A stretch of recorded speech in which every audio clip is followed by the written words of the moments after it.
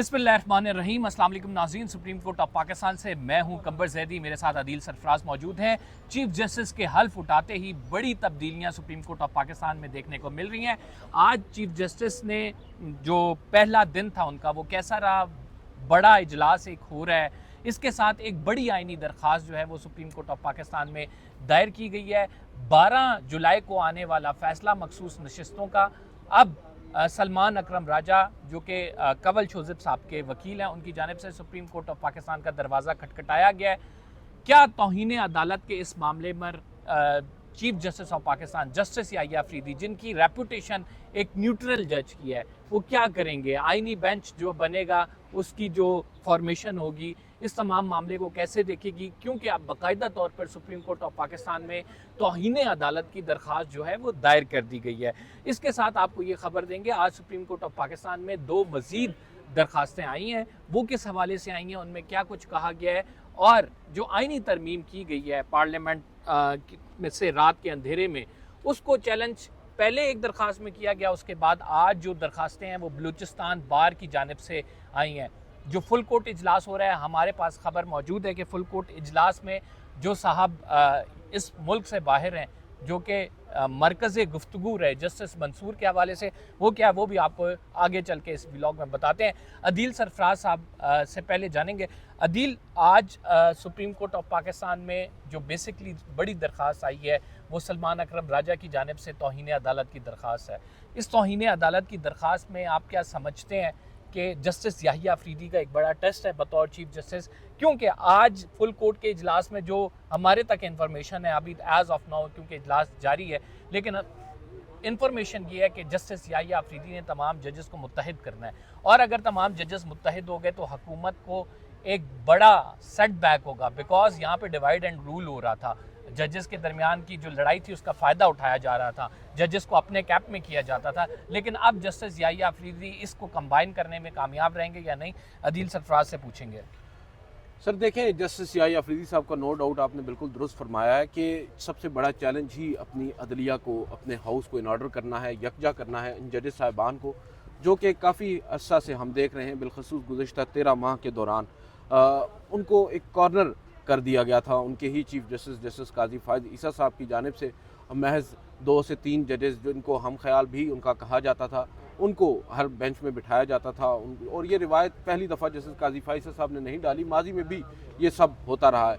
अब सबसे इम्पॉर्टेंट चीज़ ये है कि जस्टिस काजी फायद ईसा साहब के दौर में जिस तरह 6 जजेस के उस ख़त पर अमली तौर पर कुछ नहीं किया गया, कोई पैगाम मुस्बत नहीं आया अदलिया की जानिब से, कहा यह जा रहा है कि अब अक्सरियती जजेस साहिबान की ये राय है कि जस्टिस याहिया अफरीदी साहब की क़यादत में सुप्रीम कोर्ट को एक 2 टोक पैगाम देना होगा, एक स्ट्रॉन्ग इंस्टीट्यूशनल रिस्पांस देना होगा, और साथ साथ जो 26वीं आइनी तरमीम हुकूमत ने की है, जिन हालात में की है, और उसके नतीजे में जिस तरह सुप्रीम कोर्ट ऑफ पाकिस्तान को एक कमज़ोर कर दिया गया है, उसकी जो बुनियादी आइन के बुनियादी ढांचे के खिलाफ जाकर काट दिए गए कुछ आइनी तरमीम ऐसी की गई हैं जिससे अब बाकायदा तौर पर जो सुप्रीम कोर्ट है उसको कमज़ोर किया गया है। इस ज़मन में अब ये कहा जा रहा है, और जजेस साहिबान की भी यही राय है कि सुप्रीम कोर्ट ऑफ पाकिस्तान को स्ट्रॉन्ग मैसेज देना होगा, और इस ज़मन में कुछ मुस्बत इक़दामात उठाए हैं। I must appreciate justice Yahya Afridi sahab ने सबसे पहला काम अभी ओथ लिया उन्होंने, साथ ही फुल कोर्ट की मीटिंग भी बुला ली, और उस फुल कोर्ट की मीटिंग बुलाने के बाद जो दूसरी खबर आई वो उस ऑर्डर की थी जिसके तहत उन्होंने प्रैक्टिस एंड प्रोसीजर तरमीमी ऑर्डिनेंस के बावजूद जो कमेटी है उसको रिकॉन्स्टिट्यूट किया और असल शक्ल में बहाल किया। जस्टिस मंसूर अली शाह और जस्टिस मुनीब अख्तर को दोबारा से उस कमेटी का हिस्सा बनाया। तो ये तमाम तर वो इक़दामात हैं जिनसे ये तासुर मिल रहा है कि justice Yahya Afridi means business. वो ये समझते हैं कि वो अगर चीफ जस्टिस ऑफ पाकिस्तान बने हैं तो उन्होंने अपने इदारे के जो उनके ऊपर उनको लगता है कि उन्होंने कुछ काम अपने इदारे के लिए भी करना है, और वो काम करना चाह रहे हैं, उस हवाले से वो इक़दामात उठा रहे हैं। अब देखना इसमें ये होगा, मैं अभी रिसेंटली भी ये बात कर रहा था कि जस्टिस याहिया अफरीदी तो अगर कोशिश कर भी ले, सबसे इम्पॉर्टेंट चीज़ है उनके ब्रदर जजेस, वो उनका साथ देंगे। अगर वो उनका साथ नहीं देंगे तो फिर मामलात ज़्यादा उनके हक़ में जो है वो ख़राब भी हो सकते हैं। जस्टिस याहिया अफरीदी साहब भले ही एक अच्छी नीयत के साथ हालात को बेहतर करने की कोशिश करेंगे, मगर यहाँ पर सबसे ज़्यादा इम्पॉर्टेंट होगा उनके ब्रदर जजेस का किरदार, जो उनको सपोर्ट करेंगे तो ही जस्टिस याहिया अफरीदी अच्छा अदील, एक तमाम खबर हमारे पास ये आ रही है कि जस्टिस मंसूर अली शाह को वीडियो लिंक पे फुल कोर्ट इजलास में लिया गया। जस्टिस मंसूर अली शाह ही उनका ग्रीवियंस था कि वो ये फुल कोर्ट इजलास बुलाया जाए, उसके बाद फिर ऑर्डिनेंस पर आप अमल करें। अब आप क्या समझते हैं कि जस्टिस मंसूर अली शाह की और जस्टिस मुनीब की ये बातें एड्रेस हो रही हैं, तो इस तमाम मामले में मामलात कुछ बेहतरी की तरफ और हुकूमत को सेटबैक आप देख रहे हैं आइंदा आने देखिए, वाले दिनों? हुकूमत को सेटबैक तो हुकूमत काफ़ी हद तक परेशान हमें नज़र आ रही है। रिसेंट जो कुछ डेवलपमेंट्स ऐसी हुई हैं और उससे कुछ लोग ये भी समझ रहे हैं कि शायद अब हुकूमत भी ये सोचने पर मजबूर हो गई है कि कहीं उनसे गलती तो नहीं हो गई, कहीं जस्टिस काजी फायज़ साहब को प्लीज़ करते करते उन्होंने जस्टिस मंसूर अली शाह साहब का जो नाम ड्रॉप किया है और जस्टिस याहिया अफरीदी साहब को अपॉइंट किया है चीफ जस्टिस ऑफ पाकिस्तान, उससे उन्होंने कुछ जल्दबाजी तो नहीं कर दी। क्योंकि जस्टिस याहिया अफरीदी साहब के हवाले से जिस तरह की अभी इतलात आ रही हैं, क्योंकि आपको मालूम है जस्टिस मुनीब अख्तर और justice Mansoor Ali Shah are still very much in this court, और मेरी इतलात यही हैं कि उन्होंने रिज़ाइन ना करने का फ़ैसला काफ़ी अर्सा पहले कर लिया था, वो रिज़ाइन भी नहीं कर रहे, और अगर वो यहाँ पर रहते हैं और जैसा कि आज फुल कोर्ट मीटिंग में भी अगर वो शरीक होते हैं और प्रैक्टिस एंड प्रोसीजर कमेटी का इजलास भी उनकी मौजूदगी में होता है, तो फिर ये हुकूमत के लिए परेशान कुन सूरत हाल है।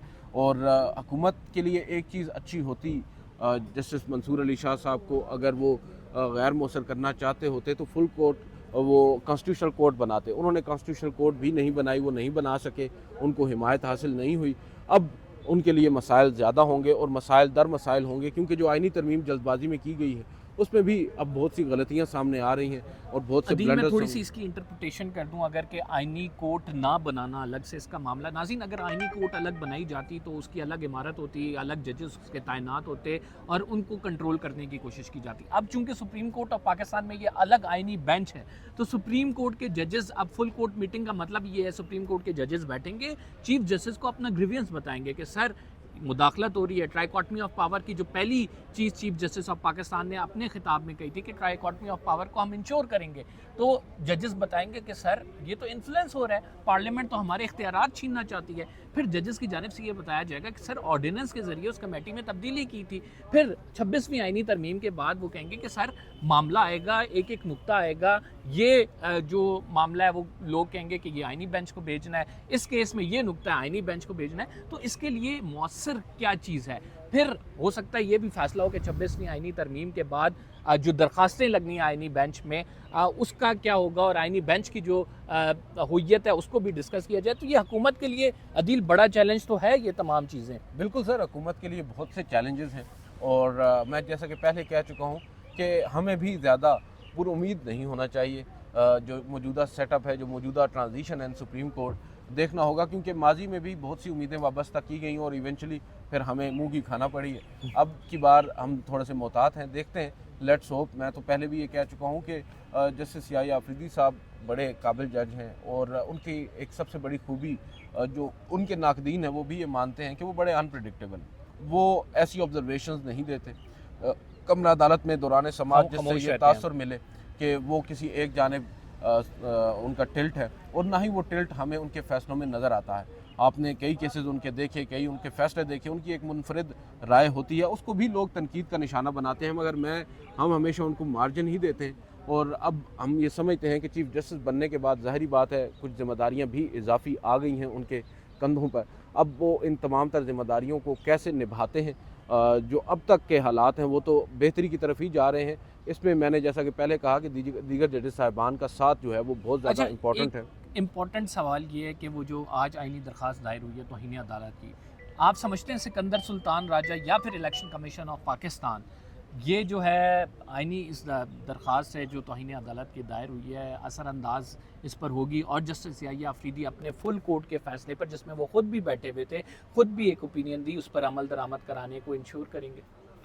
सर देखें, वो अगर नहीं करवाएंगे तो सवालात पैदा होंगे। हमारी जहाँ तक मुख्तलिफ़ लोगों से बात हुई है सुप्रीम कोर्ट में, अक्सरियत की ये राय है कि उस फैसले पर अमल दरामद होना ज़रूरी है, वरना ये एक रिवायत पड़ जाएगी अदालती फ़ैसलों पर अमल दरामद न करने की।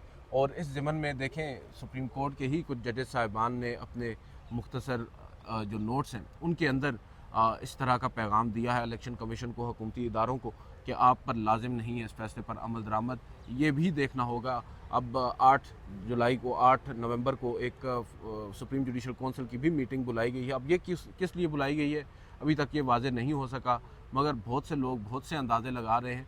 अभी देखते हैं, क्योंकि जिस डगर पर चल निकले हैं जस्टिस याहिया अफरीदी साहब, हुकूमत के लिए मुझे खैर तो नज़र नहीं आ रही। हुकूमत के लिए खैर नज़र नहीं आ रही। अदील ने बड़ी अहम स्टेटमेंट दी है। एक और मामला जो है, आज आइनी दरखास्तों को आबिद ज़ुबैरी साहब की जानिब से चैलेंज किया गया है, Balochistan high court bar council की जानिब से चैलेंज किया गया है, और वो उसमें जो प्ली ली गई है वो अदील ये है कि आइन के बुनियादी ढांचे के खिलाफ है, ट्राइकॉटमी ऑफ पावर के खिलाफ है, इंडिपेंडेंस ऑफ जुडिशरी के खिलाफ है। अब राइट नाउ नाज़रीन, in supreme court of Pakistan there are 3 applications, one from the supreme court bar association former president and the other are from high court bar association. इसके अलावा सिविल सोसाइटी की जानिब से भी दरख्वास्त दायर की गई है। अब आइनी तरमीम के ख़िलाफ़ ये जो दरखास्तें आई हैं, इनको डिसीजन बड़ा इंपॉर्टेंट होगा, और इसका ये केस ज़ाहिर बात है समाअत के लिए भी लगेगा, क्योंकि बातें ये हो रही हैं कि इसको चैलेंज किया जाएगा, वो कौन सा बेंच होगा। आप क्या समझते हैं, what would be the fate of 26th amendment? Sir देखें, वो तो आज की इस फुल कोर्ट मीटिंग के बाद मालूम होगा, क्योंकि मोस्ट प्रोबेबली आज जब हम ये बात कर रहे हैं तो जजेस साहिबान भी इसी मामले पर गुफ्तगू कर रहे हैं। और इसमें जो ऑर्डीनेंस लाया गया था, प्रैक्टिस एंड प्रोसीजर तरमीमी ऑर्डीनेंस, जो बेस है इस आइनी तरमीम का, अगर वो ऑर्डीनेंस ना लाया गया होता तो मैं समझता हूँ कि 63A का जो रिव्यू है वो फिक्स ना होता। वो फिक्स ना होता तो वो रिवर्स भी ना होता फैसला जो जस्टिस मुनीब अख्तर ने लिखा था, और वो अगर रिवर्स ना होता तो फ्लोर क्रॉसिंग की इजाज़त ना होती और ये आइनी तरमीम ही इन द फर्स्ट प्लेस ना हो सकती। तो अब आज जो प्रैक्टिस एंड प्रोसीजर कमेटी है उसका भी एक इजलास हो चुका है और वो रिकॉन्स्टिट्यूट भी हो चुकी है। दूसरी जानिब जो जजेस हैं जस्टिस मंसूर अली शाह और जस्टिस मुनीब अख्तर, वो ज़ोर दे रहे हैं कि उस ऑर्डीनेंस को फुल कोर्ट के सामने रखा जाए, तो मुमकिन तौर पर आज उस ऑर्डीनेंस के ऊपर भी गुफ्तगू होगी या हुई होगी। अब देखते हैं वो इसकी तौसीक करते हैं या उसके हवाले से कुछ फाइंडिंग्स देते हैं, उसे ओपन कोर्ट में लगाते हैं, क्योंकि अब बड़ा एक कन्फ्यूजन ये भी पैदा हो चुकी है कि कॉन्स्टिट्यूशनल मैटर्स जो हैं वो कॉन्स्टिट्यूशनल बेंच के सामने लगने हैं, जो अभी कॉन्स्टिट्यूट ही नहीं हुआ, जिसे जुडिशल कमीशन ने कॉन्स्टिट्यूट करना है। तो ये तमाम तर चीज़ें जो हैं बड़ी थिन लाइन है। इसमें अब जस्टिस याहिया अफरीदी साहब अपने ब्रदर जजेस के साथ मशवरा कर रहे होंगे कि किस तरह इस सूरत हाल को हैंडल किया जाए, क्योंकि हुकूमत ने माँ सिवाय इसके कि जस्टिस काजी फायज़ साहब को पहले इंटैक्ट रखने की कोशिश की और बाद अज़ां जस्टिस मंसूर अली शाह साहब को निकालने के लिए एक आइनी तरमीम तो कर दी, मगर उसके लिए कोई प्रॉपर होमवर्क नहीं किया, और अब उसके जो लैकूनाज हैं वो सामने आ रहे हैं, जिससे एक आइनी बहरान भी मुई तो पैदा होता नज़र आ रहा है आइंदा आने वाले चंद दिनों में। मुख्तसर से 2 सवाल, उसके बाद फिर हम ये व्लॉग क्लोज करेंगे। फुल कोर्ट मीटिंग अभी राइट नाउ हो रही है, उसका जो आउटकम है थोड़ा बहुत आप प्रेडिक्ट कर सकते हैं कि ये मुझे होता हुआ नजर नहीं, अभी इस वक्त तो कुछ भी नहीं कहा जा सकता, क्योंकि एजेंडा नहीं है ना। एजेंडा होता तो फिर हम ये बात कर सकते थे। अभी तो अंदाज़ा ही लगाया जा सकता है, जैसे मैंने पहले आपसे कहा कि प्रैक्टिस एंड प्रोसीजर तरमीमी ऑर्डिनेंस भी मौजूद बहस बन सकता है। आइनी तरमीम ऑब्वियसली इन पर बात होगी, मगर एजेंडा क्या है ये भी हो सकता है कि महज ये एक इंट्रोडक्टरी मीटिंग हो चीफ जस्टिस याहिया अफरीदी साहब की as chief justice of Pakistan दीगर जजेस साहिबान के साथ, और ये भी मुमकिन है कि कुछ अहम बड़े फैसले हों। हमें इंतज़ार है, अगर कोई एलामिया जारी होता है सुप्रीम कोर्ट की जानिब से या मिनट्स ऑफ द मीटिंग आते हैं तो फिर शायद हम बेहतर अंदाज में बता सकेंगे। और एक जो आखिरी सवाल है कि अक्सरियती जजेस, हमने देखा कि 5 जजेस जो कि जस्टिस काजी फायज़ के फुल कोर्ट रेफरेंस में शामिल नहीं हुए, और उसके बाद फिर हमें जो अगले दिन नजर आए जिसमें जस्टिस मंसूर तो बाहर है, लेकिन अक्सरियती जजेस आर देयर, उनका एक फ़ैसला मौजूद है, वो ये चाहते हैं कि इस पर इम्प्लीमेंट हो। सुप्रीम कोर्ट में अगर बात की जाए तो जस्टिस मंसूर के साथ काफ़ी जजेस हैं, और जस्टिस याहिया अफरीदी भी बहुत हद तक जो आइनी इशूज़ हैं उन पर मेंटली अलाइन है। ठीक है, आपको पता है कि जस्टिस मंसूर के फ़ैसले और जस्टिस याहिया अफरीदी के फ़ैसले, फिर जस्टिस अतर मिनल्ला, ये पहले सारे जजेस जो एंटी इस्टेब्लिशमेंट और जो है ये रूल ऑफ लॉ और कॉन्स्टिट्यूशन के हवाले से जो सेपरेशन ऑफ पावर का कॉन्सेप्ट, इंडिपेंडेंस ऑफ जुडिशरी के हवाले से ये फ़ैसले देते थे। आपका क्या ख्याल है कि सुप्रीम कोर्ट ऑफ पाकिस्तान में क्या चीज़ प्रिवेल करेगी? एक हुकूमत के बेंचेस जो हैं, जो जजेस हैं, जिसमें अमीनुद्दीन खान साहब का नाम आता है, वो बार बार उनके फेवरेट करार दिए जाते हैं, नईम अख्तर साहब हैं, फिर इसके साथ आपको पता है कि जो जजेस हैं कुछ उनका भी धड़ा मौत, जमाल खान मंदो खेल की बात की जाती है। तो आपका क्या ख्याल है, क्या चीज़ प्रिवेल करेगी सुप्रीम कोर्ट ऑफ पाकिस्तान में? सर देखें, प्रिवेल तो ऑब्वियसली मेजॉरिटी करती है, मेजॉरिटी का ओपिनियन ही करता है, अब आज जो फुल कोर्ट मीटिंग है, इससे अंदाज़ा होगा कि वो मेजॉरिटी क्या डिसाइड करती है। बहुत सारे अंदाजे हमारे भी गलत हो जाते हैं अक्सर औक़ात।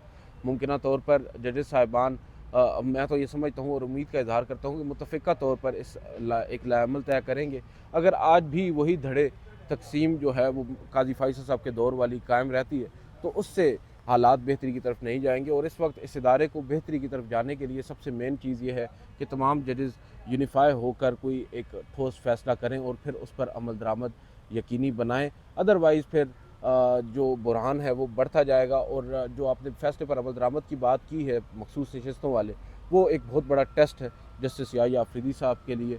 गो कि वो उस 8 जजेस के अक्सरीती फैसले के सिग्नेटरी नहीं है, मगर वो सुप्रीम कोर्ट के जज हैं और उनको मालूम है कि 2 तो उनके सीनियर जजेस हैं जिनका वो फैसला है और दीगर भी सुप्रीम कोर्ट के जजेस हैं जिनका ये फैसला है। अगर ये रिवायत पड़ गई और जस्टिस याह्या अफरीदी साहब के दौर में सुप्रीम कोर्ट के फैसले पर अमल दरामद ना होने का ये रिवायत पड़ी, तो ये उनके लिए एक बहुत ही नेगेटिव चीज़ होगी।